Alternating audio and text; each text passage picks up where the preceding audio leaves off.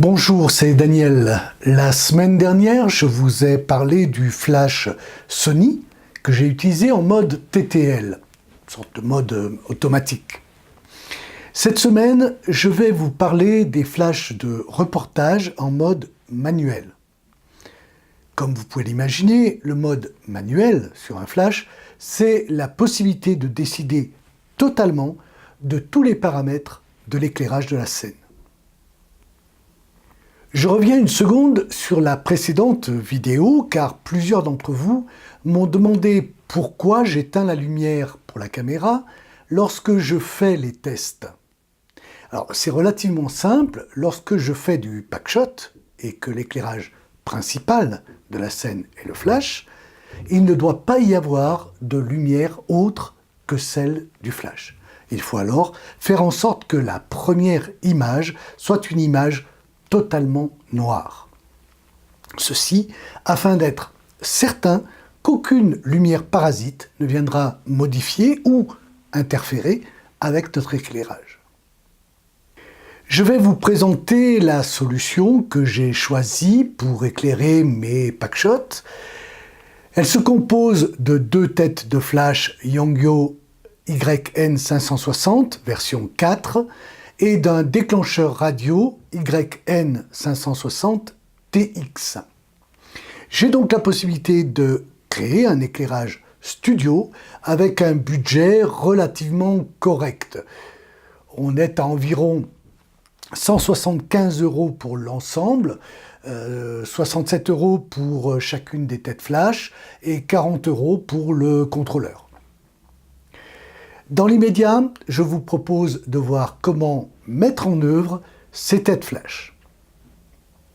Les têtes flash sont livrées avec un pied et une housse de transport. Elles fonctionnent à l'aide de 4 piles LR6 AA.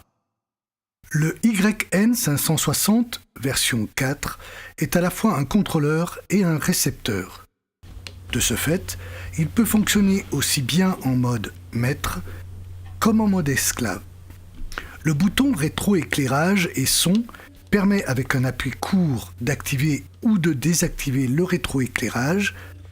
Un appui long permet d'activer ou de désactiver les bips de fonctionnement. Le bouton mode permet de sélectionner le mode manuel, M, ou le mode stroboscopique, multi. Le bouton mode radio bascule entre les modes manuel simple, transmetteur, TX, récepteur, RX, récepteur S1 et récepteur S2. En mode S1, le flash part dès qu'il perçoit l'éclair d'un autre flash, y compris s'il s'agit d'un pré-éclair. En mode S2, le flash n'est déclenché qu'à l'éclair de prise de vue. Le bouton zoom permet de régler le zoom du flash entre 24 et 105 mm. Pour utiliser ces têtes de flash en déporté, il faut prendre en compte deux éléments essentiels pour que tout fonctionne correctement. Le protocole et le canal de communication. S'assurer que tous vos flashs et votre contrôleur utilisent le même protocole réseau, à savoir RF602 ou RF603. Le RF602 permet d'inclure dans votre ensemble de flash des modèles YN560 version 1 et version 2. Si tous vos modèles de flash sont des versions YN560 3 et YN560 4, alors vous pouvez utiliser le RF603.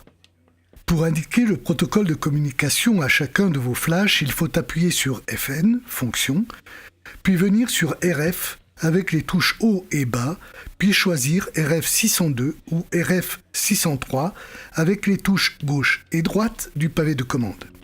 Appuyez sur le bouton central OK pour valider et enregistrer votre paramètre. S'assurer que tous vos flashs utilisent le même canal, de 1 à 16 canaux. Seul le canal sur lequel va émettre le transmetteur est actif. Sur le YN560TX, faire un appui long sur le bouton Zoom CH, puis modifier le numéro de canal en utilisant les touches haut et bas du pavé de commande. Appuyez sur le bouton central pour valider. Sur le YN564, appuyez sur CH, Channel, puis indiquez le numéro du canal souhaité en appuyant sur les touches droite et gauche du pavé de commande. Chaque tête de flash peut faire partie d'un groupe. Un groupe est constitué de un ou plusieurs flashs dont les réglages seront communs. Mode, puissance, déclenchement et zoom. Vous pouvez déterminer jusqu'à 6 groupes différents de A à F. Quel que soit le groupe auquel il appartient, l'ordre de déclenchement envoyé par le transmetteur sera capté par tous les groupes. L'utilité d'un groupe réside dans la possibilité d'avoir des puissances ou une valeur de zoom différentes en fonction des besoins. Pour résumer, tous mes flashs doivent utiliser le même protocole et le même canal de communication. Les groupes, constitués de un ou plusieurs flashs, me permettent d'avoir des réglages différents, que ce soit en termes de puissance ou de zoom. On peut dire que l'émetteur déclenche tous les groupes du canal sur lequel il émet. Sur le contrôleur YN560TX, le bouton GRI permet de sélectionner l'un des 6 groupes. Un appui court permet de passer d'un groupe à l'autre. Un appui long permet de passer de la série des groupes A, B, C à la série des groupes D, E, F et inversement. Le bouton mode permet de passer du mode multi au mode manuel. Le mode zoom CH permet sur un appui court de modifier les valeurs de zoom pour le groupe sélectionné. Un appui long permet d'accéder à la modification du canal d'émission radio. Le bouton Hertz-FN permet, sur un appui court, d'ajuster la fréquence et le nombre de flashs en mode multi. Un appui long permet de régler le protocole de communication RF602 ou RF603. La commande Clear permet de rétablir les paramètres d'usine. La commande ACT permet d'activer les fonctions de groupe si vous avez un flash YN563. Cette action n'est à faire qu'une seule fois. Le bouton On-Off permet d'allumer ou d'éteindre le contrôleur. Le bouton Test permet d'envoyer une impulsion pour tester les flashs. Le pavé de commande permet de se déplacer dans les réglages, le bouton du milieu et le bouton de validation OK. Les modeleurs de lumière ont pour vocation d'embellir une lumière. Certains vont agrandir la surface d'éclairage, d'autres, au contraire, vont concentrer, focaliser la lumière sur le sujet. D'autres pourront aussi modifier la couleur de la lumière. Ce sera l'objet des prochaines émissions. La mini softbox permet d'agrandir la surface éclairée et rend ainsi la lumière plus douce. Cette softbox permet d'agrandir la surface d'éclairement. Elle servira par exemple à déboucher les ombres d'un visage lorsque l'on prend un portrait de jour avec du soleil. Je vous présenterai au fur et à mesure des émissions de très nombreux modeleurs de lumière et la manière de les utiliser. Le flash manuel permet à l'utilisateur de maîtriser complètement les réglages. Il s'agit de vrais réglages et non pas d'une simple correction comme nous l'avons vu la semaine dernière avec le flash TTL. En mode manuel, seule la borne de déclenchement de la griffe flash est utilisée. En conséquence, on peut parfaitement utiliser un flash Nikon sur un boîtier Canon ou Sony, et inversement.